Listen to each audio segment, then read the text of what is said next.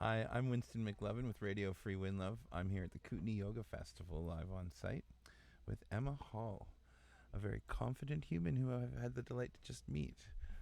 Welcome to our little podcast booth. Thank you. It's lovely in here. Tell me confidently, what are you doing at this festival? What's your magic and your offerings? Yeah, well, I'm actually one of the festival sponsors. My company, Life Untethered, is a life coaching company where I teach people to have the confidence to go after their dreams.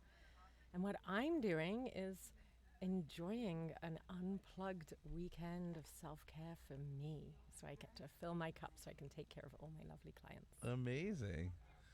Oh, I almost don't know which direction to go to, the part of you that's enjoying the festival or the part of you that makes such wonderful offerings in the world. Let's get to your confidence teaching first. What's your practice? How do you approach people in the world, or how do they approach you with this? Yeah, so really my practice, my philosophy in terms of confidence is that it really does stem from a place of self-love. Because when you learn to accept and love yourself exactly as you are, with all of your imperfections, if you want to use that term, then you're able to give and receive love, to give and receive compliments, to have the confidence to go out and do your thing and have the willingness to have a dream that you're willing to pursue, to be able to make yourself a priority and not at the expense of others, but truly making yourself a priority then allows you to be more and give more. It's just inevitable. You're the only self you have in the end. Exactly. And you're with yourself all the time. Right. So it might as well be fun. Yeah, I tend to think that the work does start there. You know, how can you be much of an inspiration or a help to the people around you if you haven't lifted yourself up to a certain level? And you find a lot of people maybe have trouble finding that spark within themselves that lets them know that they are a gift. Like, you're a gift here. You're a gift to this festival and to the people that you run into. And without your confidence, I imagine it would be hard to shine as brightly. Yeah, well, thank you. And you're a gift too. Oh, you thank guys you. doing this is wonderful. But it is hard for a lot of people to be willing to see themselves as a gift. We're brought up to not be boastful, to be more self-depreciating. And so it's almost just trained into us to diminish ourselves. And to even receiving compliments is something I teach my clients to do. Right. You know, someone will say, "Oh, I love your hoodie," and you just be like, "Oh yeah, I just got it at Value Village," instead of saying, "Thank you, I love it too." Yeah. Yeah. Yeah, I find compliments are one of those things where, you know, we're often told, oh, you don't want to inflate somebody's ego or, you know, spoil their thoughts about themselves somehow by overloading them. But really, I find when you do deliver them, most people kind of kick their heels a little bit and get a little bashful about it. And it's almost more reason to deliver them sometimes. Isn't it? Yeah. It's actually, so I have a practice of each day I have a gold star award to give. And so throughout the day, I'm looking for potential recipients of the award. Amazing. And then, you know, I may not be in a position to deliver that person that gold star. It may just be something in my mind. But, you know, so I'm just looking for the positive and the good in people. And so that can help as well. That then when you see someone, you know, in the grocery store and you're like, wow, like, you know, I love your energy or whatever it is, like delivering that compliment is a little free gift, but it lifts them up, but it lifts you up as well because you made them smile, that made you smile, and then all the people around you smiled. This is how blessings travel, I think. Yeah. I've realized I have an 11-year-old at home, and so there's a certain amount of dialogue that I assume will become parts of his interior dialogue in his future. And so, you know, starting with him and at home, I found myself saying, well, I believe in you, you know, or just simple terms like that. And then I've started taking it out from the home and telling other people and other moments and other tasks, and they might be losing their confidence for a second. It's like, oh, I believe in you. And you can slide that in and you'd be shocked at how it changes people. Yeah, tell me about some of the ways that that's been received and how you've noticed a shift in people. Just instant elation. You know, I mean, we all want to be witnessed and seen and believed in for maybe more than we would believe in ourselves. I would ask you the same. As you deliver tips on confidence, or as you help bring people closer to their confidence, how do you find they receive? What's the process of receiving that look like? I mean, obviously, the journey for each of my clients is unique, and we all travel at different speeds and have different moments of revelation. But what I love is when a client has an aha moment, and because as a coach, the trick is to not spoil that for people. So I might talk to you and know right away, oh, I know what's going on. I know what your problem is. But I have to keep that to myself and ask you probing questions about, like, why do you think you did that? And what do you think about that?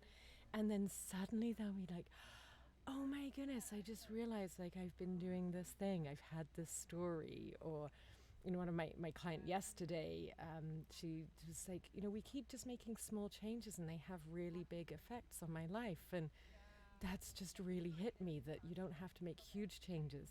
Little changes make big differences. And it's like, yay. So it's so fun just when someone has that light bulb moment of realizing something that is life-changing for them. Yeah, true that. I guess people find that in many forms, but to be part of that in somebody's process is a really special thing. I guess that's where you reap the rewards of it. It's incredible. I mean, I feel so grateful and honored that this is what I get to do, is help people love themselves and love life even more every day. Can we lean into your role here with the festival? As you know, what I'm about to ask what inspired you to get behind this festival, but that's almost obvious. What a beautiful scene we're a part of here while we're out here.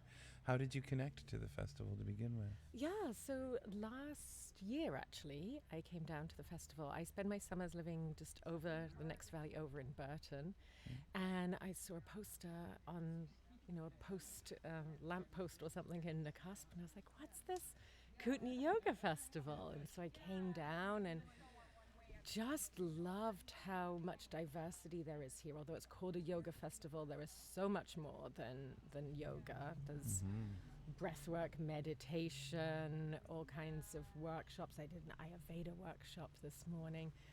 And I love how, for me, it provides me a retreat for the weekend to come and fill my cup.